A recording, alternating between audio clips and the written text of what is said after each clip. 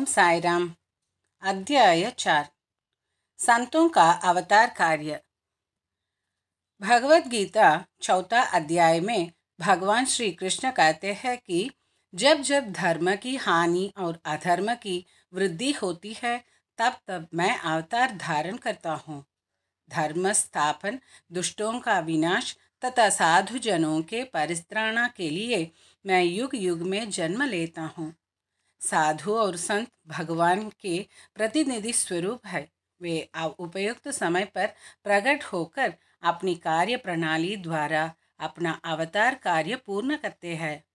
अर्थात जब ब्राह्मण, क्षत्रिय और वैश्य अपने कर्तव्यों से विमुख हो जाते हैं, जब धार्मिक उपदेशों की उपेक्षा होने लगती है, जब शूद्र उच्च जातियों के अधिकार छीनने लगते हैं, जब धर्म के आचार्यों का अनादर तथा निंदा होने लगती है, जब लोग निषिद्ध भोज्य पदार्थों और मदिरा आदि का सेवन करने लगते हैं, जब धर्म की आड़ में निंदित कार्य होने लगते हैं, जब भिन्न भिन्न धर्मावलंबी परस्पर लड़ने लगते हैं, जब धार्मिक उपदेशों की उपेक्षा होने लगती है, जब प्रत्येक व्यक्ति सोचने लगता है कि मुझसे श्रेष्ठ विद्वान दूसरा नहीं है, जब ब्राह्मण संध्यादि कर्म छोड़ देते हैं, कर्मठ पुरुषों को धार्मिक कृत्यों में अरुचि उत्पन्न हो जाती है, जब योगी ध्यानादि कर्म छोड़ देते हैं और जब जन साधारण की ऐसी धारण हो जाती है कि केवल धन, संतान और स्त्री ही सर्वस्व है तथा इस प्रकार जब लोग सत्य मार्ग से विचलित होकर अधः पतन की ओर अग्रसर होने लगते हैं, तब संत प्रकट होकर अपने उपदेशों एवं आचरण के द्वारा धर्म की संस्थापना करते हैं। वे समुद्र के ज्योति स्तंभ की तरह हमारा उचित मार्गदर्शन करते तथा सत्य पथ पर चलने को प्रेरित करते हैं। इसी मार्ग पर अनेकों संत निवृत्तिनाथ, ज्ञानदेव, मुक्ताबाई, नामदेव, घोरा, गोनाई, एकनाथ, तुकाराम, नरहरि, नरसिंहभाई, सजन कसाई, सावंता माली और रामदास तथा कई अन्य संत सत्य मार्ग का दिग्दर्शन कराने के हेतु भिन्न भिन्न अवसरों पर प्रकट हुए और इन सब के पश्चात शिरडी में श्री साई बाबा का अवतार हुआ। पवित्र तीर्थ शिरडी। अहमदनगर जिले में गोदावरी नदी के तट बड़े ही भाग्यशाली है, जिन पर अनेक संतों ने जन्म धारण किया और अनेकों ने वहां आश्रय पाया। ऐसे संतों में श्री ज्ञानेश्वर महाराज प्रमुख थे। शिरडी अहमदनगर जिले के राहाता तालुका में है। गोदावरी नदी पार करने के पश्चात मार्ग सीधा शिरडी को जाता है। 8 मील चलने पर जब आप नीमगांव पहुंचेंगे तो वहां से शिरडी दृष्टिगोचर होने लगती है। कृष्ण नदी के तट पर अन्य तीर्थ स्थान गंगापुर, नरसिम्हवाड़ी और औदुंबर के समान ही शिरडी भी प्रसिद्ध तीर्थ है। जिस प्रकार दामाजी ने मंगलवेढ़ा को पंढरपुर के समीप, समर्थ रामदास ने सज्जनगढ़ को, दत्तावतार श्री नरसिम्हा सरस्वती ने वाड़ी को पवित्र किया, उसी प्रकार श्री साईनाथ ने शिरडी में अवतीर्ण होकर उसे पावन बनाया। श्री साई बाबा का व्यक्तित्व। श्री साई बाबा के सानिध्य से शिरडी का महत्व विशेष बढ़ गया। अब हम उनके चरित्र का अवलोकन करेंगे। उन्होंने इस भवसागर पर विजय प्राप्त कर ली थी, जिसे पर पार करना महान दुष्कर तथा कठिन है। शांति उनका आभूषण था तथा वे ज्ञान की साक्षात प्रतिमा थे। वैष्णव भक्त सदैव वहाँ आश्रय पाते थे। दानवीरों में वे राजा कर्ण के समान दानी थे। वे समस्त सारों के साररूप थे। ऐहिक पदार्थों से उन्हें अरुचि थी। सदा आत्मस्वरूप में निमग्न रहना ही उनके जीवन का मुख्य ध्येय था। अनित्य वस्तुओं का आकर्षण उन्हें छू भी नहीं गया था। उनका हृदय शीशे के सदृश उज्जवल था। उनके श्रीमुख से सदैव अमृत वर्षा होती थी। अमीर और गरीब उनके लिए दोनों एक समान थे। मान अपमान की उन्हें किंचित मात्र भी चिंता न थी। वे निर्भय होकर संभाषण करते, भांति भांति के लोगों से मिलजुल कर रहते, नर्तकियों का अभिनय तथा नृत्य देखते और गजल कव्वालियाँ भी सुनते थे। इतना सब करते हुए भी उनकी समाधि किंचित मात्र भी भंग न होती थी। अल्लाह का नाम सदा उनके ओठों पर था। जब दुनिया जागती तो वे सोते और जब दुनिया सोती तो वे जागते थे। उनका अंतःकरण प्रशांत महासागर की तरह शांत था। न उनके आश्रम का कोई निश्चय कर सकता था और न उनकी कार्य प्रणाली का अंत पा सकता था।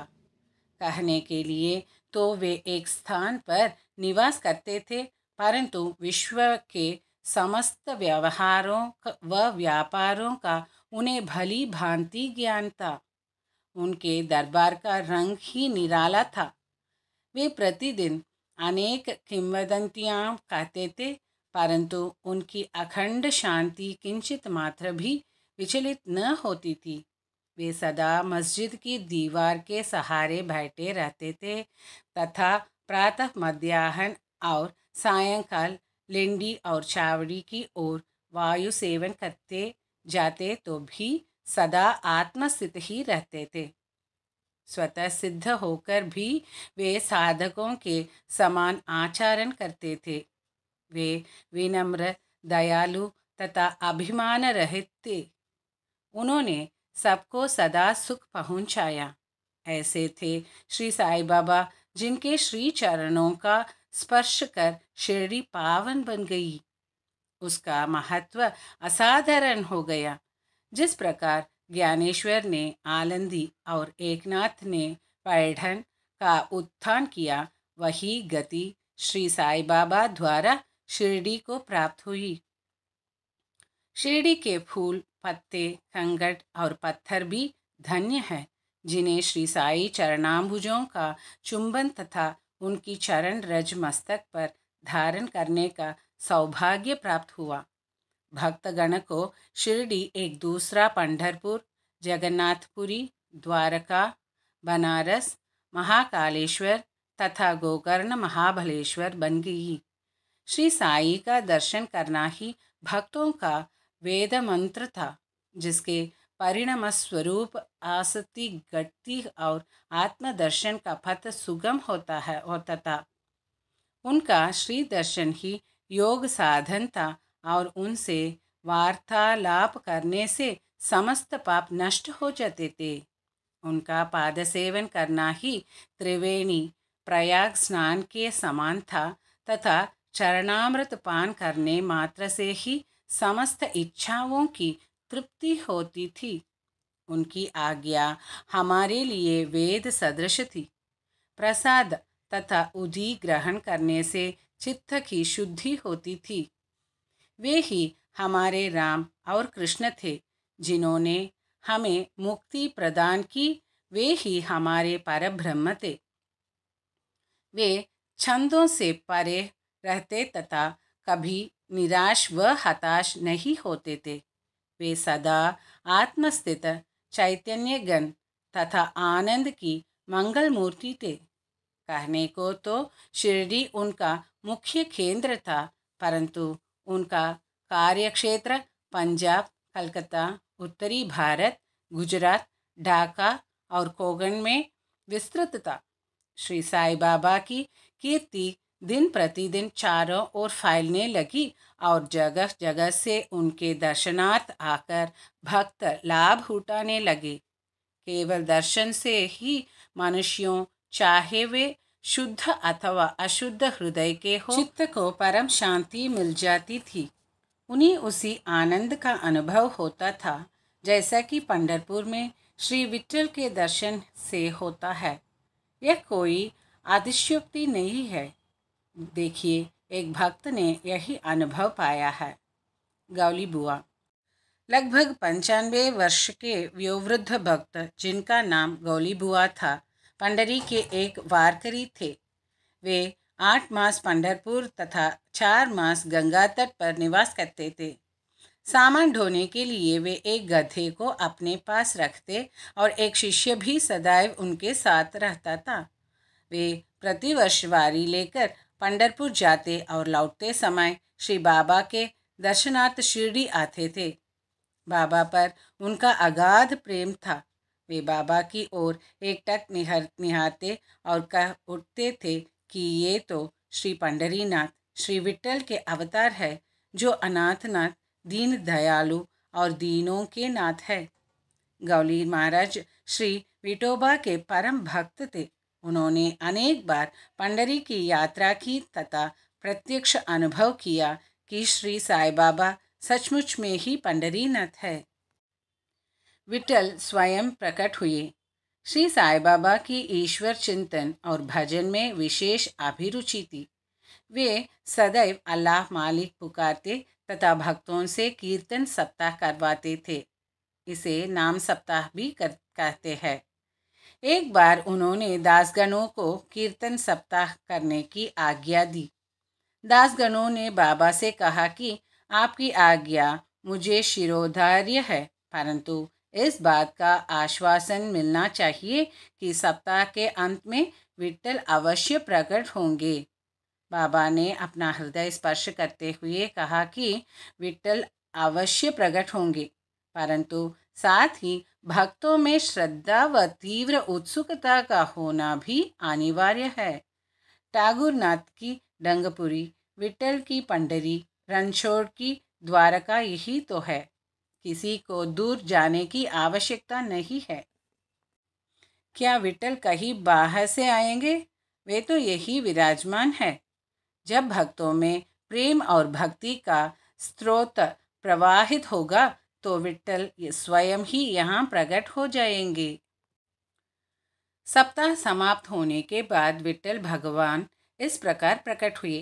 काका साहेब दीक्षित सदैव की भांति स्नान करने के पश्चात जब ध्यान करने को बैठे तो उन्हें विट्ठल के दर्शन हुए।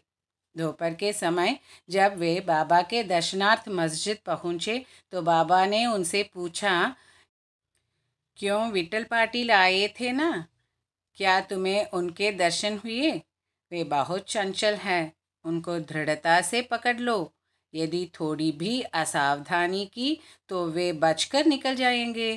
यह प्रातःकाल की घटना थी और दोपहर के समय उन्हें पुनः दर्शन हुए। उसी दिन एक चित्र बेचने वाला विठोबा के 25-30 चित्र लेकर वहाँ बेचने को आया। यह चित्र ठीक वैसा ही था जैसा कि काका साहेब दीक्षित को ध्यान में दर्शन हुए थे। चित्र देखकर और बाबा के शब्दों का स्मरण कर काका साहेब को बड़ा विस्मय और प्रसन्नता हुई। उन्होंने एक चित्र सहर्ष खरीद लिया और उसे अपने देवघर में प्रतिष्ठित कर दिया। ठाणा के अवकाश प्राप्त मामलतदार श्री बी देव ने अपने अनुसंधान के द्वारा यह प्रमाणित कर दिया है कि शिरडी पंढरपुर की परिधि में आती है। दक्षिण में पंढरपुर श्री कृष्णा का प्रसिद्ध स्थान है, अतः शिरडी की द्वारका है। द्वारका की एक और व्याख्या सुनने में आई है जो कि के नारायण अय्यर द्वारा लिखित भारतवर्ष का स्थायी इतिहास में स्कंद पुराण से उद्धृत की गई है। वह इस प्रकार है, जो स्थान चारों वर्णों के लोगों को धर्म, अर्थ, काम और मोक्ष के लिए सुलभ हो, दार्शनिक लोग उसे द्वारका के नाम से पुकारते हैं।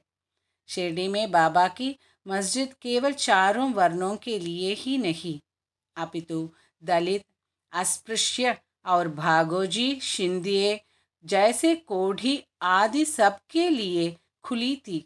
अतः शिरडी को द्वारका कहना ही सर्वथा उचित है। भगवंतराव क्षीरसागर की कथा। श्री विट्ठल पूजन में बाबा को कितनी रुचि थी, यह भगवंतराव क्षीरसागर की कथा से स्पष्ट है। भगवंतराव के पिता विठोबा के परम भक्त थे, जो प्रतिवर्ष पंढरपुर को वारी लेकर जाते थे। उनके घर में एक विठोबा की मूर्ति थी जिसकी वे नित्य प्रति पूजा करते थे।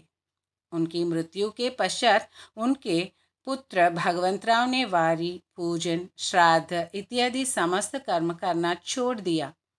जब भगवंतराव शिरडी आए तो बाबा उन्हें देखते ही कहने लगे कि इनके पिता मेरे परम मित्र थे, इसी कारण मैंने इन्हें यहाँ बुलाया है। इन्होंने कभी नैवेद्य अर्पण नहीं किया तथा मुझे और विठोबा को भूखों मारा है, इसलिए मैंने इन्हें यहाँ आने को प्रेरित किया है। अब मैं इन्हें हठपूर्वक पूजा में लगा दूंगा। दासगणों का प्रयाग स्नान। गंगा और यमुना नदी के संगम पर प्रयाग एक प्रसिद्ध पवित्र तीर्थ स्थान है। हिंदुओं की ऐसी भावना है कि वहाँ स्नानादि करने से समस्त पाप नष्ट हो जाते हैं। इसी कारण प्रत्येक पर्व पर सहस्रों भक्तगण वहाँ जाते हैं और स्नान का लाभ उठाते हैं। एक बार दासगणों ने भी वहाँ जाकर स्नान करने का निश्चय किया। इस विचार से वे बाबा से आज्ञा लेने उनके पास गए। बाबा ने कहा कि इतनी दूर व्यर्थ भटकने की क्या आवश्यकता है, अपना प्रयाग तो यही है, मुझ पर विश्वास करो। आश्चर्य, महान आश्चर्य। जैसे ही दासगणों बाबा के चरणों पर नत हुए तो बाबा की श्री चरणों से गंगा यमुना की धारा वेग से प्रवाहित होने लगी। यह चमत्कार देखकर दासगणों का प्रेम और भक्ति उमड़ पड़ी। आंखों से अश्रुओं की धारा बहने लगी। उन्हें कुछ अंतस्फूर्ति हुई और उनके मुख से श्री साईं बाबा की स्रोतस्विनी स्वयं प्रवाहित होने लगी। श्री साईं बाबा का शिरडी में प्रथम आगमन। श्री साईं बाबा के माता पिता, उनके जन्म और जन्मस्थान का किसी को भी ज्ञान नहीं है। इस संबंध में बहुत छानबीन की गई। बाबा से तथा अन्य लोगों से भी इस विषय में पूछताछ की गई, परंतु कोई संतोषप्रद उत्तर अथवा सूत्र हाथ न लग सका। यथार्थ में हम लोग इस विषय में सर्वथा अनभिज्ञ हैं। नामदेव भीमरती नदी के तीर पर गोनाई को और कबीर भागीरथी नदी के तीर पर तमाल को पड़े हुए मिले थे, और ऐसा ही श्री साईं बाबा के संबंध में भी था। वे शिरडी में नीम वृक्ष के तले 16 वर्ष की तरुणावस्था में स्वयं भक्तों के कल्याणार्थ प्रकट हुए थे। उस समय भी वे पूर्ण ब्रह्मज्ञानी प्रतीत होते थे। स्वप्न में भी उनको किसी लौकिक पदार्थ की इच्छा नहीं थी। उन्होंने माया को ठुकरा दिया था और मुक्ति उनके चरणों में लौटती थी। शिरडी ग्राम की एक वृद्ध स्त्री नाना चोपदार की माँ ने उनका इस प्रकार वर्णन किया है। एक तरुण, स्वस्थ, फुर्तीला तथा अति रूपवान बालक सर्वप्रथम नीम वृक्ष के नीचे समाधि में लीन दिखाई पड़ा। सर्दी व गर्मी की उन्हें किंचित मात्र भी चिंता न थी। उन्हें इतनी अल्प आयु में इस प्रकार कठिन तपस्या करते देखकर लोगों को महान आश्चर्य हुआ। दिन में वे किसी से भेंट नहीं करते थे और रात्रि में निर्भय होकर एकांत में घूमते थे। लोग आश्चर्यचकित होकर पूछते फिरते थे कि इस युवक का कहाँ से आगमन हुआ है। उनकी बनावट तथा आकृति इतनी सुंदर थी कि एक बार देखने मात्र से ही लोग आकर्षित हो जाते थे। वे सदा नीम वृक्ष के नीचे बैठे रहते थे और किसी के द्वार पर न जाते थे। यद्यपि वे देखने में युवक प्रतीत होते थे, परंतु उनका आचरण महात्माओं के सदृश था। वे त्याग और वैराग्य की साक्षात प्रतिमा थे। एक बार एक आश्चर्यजनक घटना हुई। एक भक्त को भगवान खंडोबा का संचार हुआ। लोगों ने शंका निवारणार्थ उनसे प्रश्न किया है, हे देव, कृपया बतलाइए कि ये किस भाग्यशाली पिता की संतान है और इनका कहाँ से आगमन हुआ है। भगवान खंडोबा ने एक कुदाली मंगवाई और एक निर्दिष्ट स्थान पर खोदने को संकेत किया। जब वह स्थान पूर्ण रूप से खोदा गया तो वहाँ एक पत्थर के नीचे ईंट पाई गई। पत्थर को हटाते ही एक द्वार दिखा जहाँ 4 दीप जल रहे थे।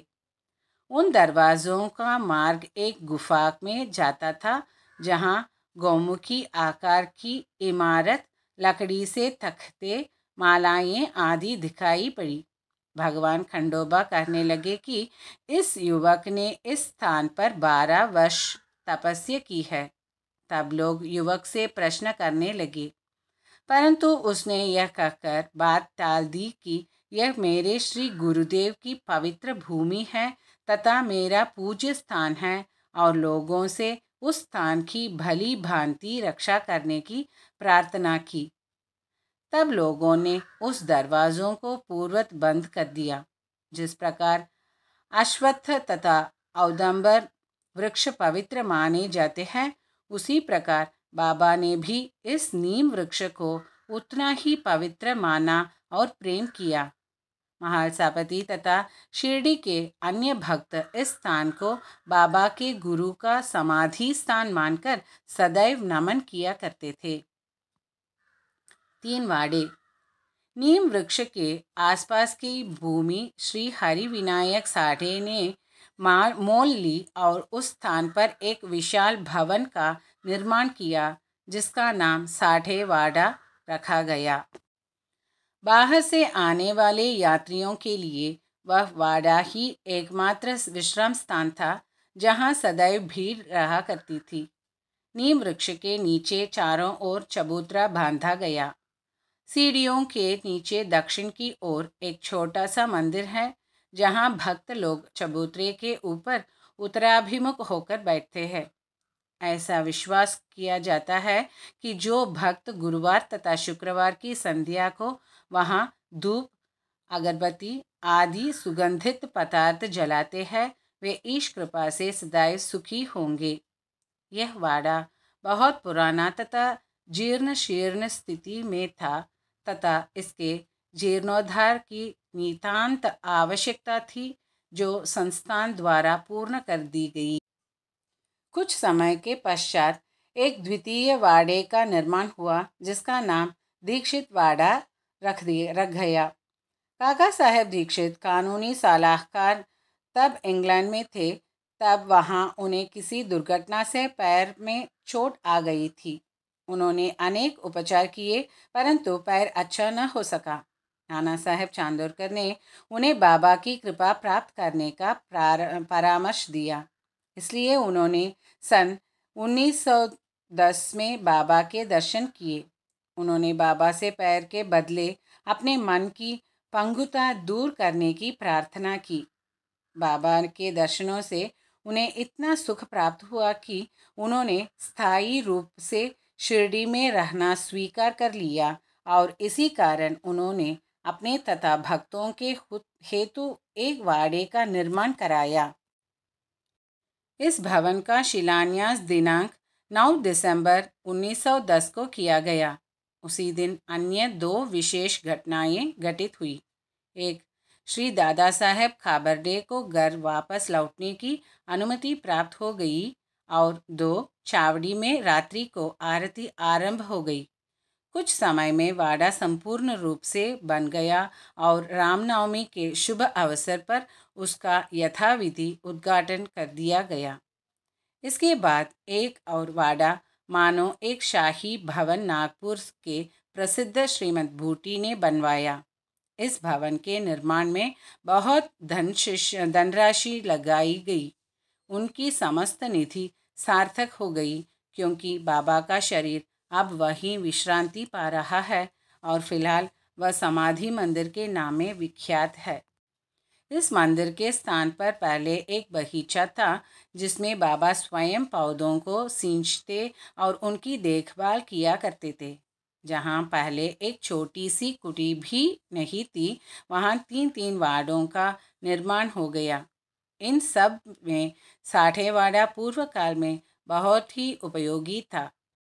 श्री सद्गुरु साईनाथ अर्पणमस्तु। शुभम भवतु। ओम साई राम।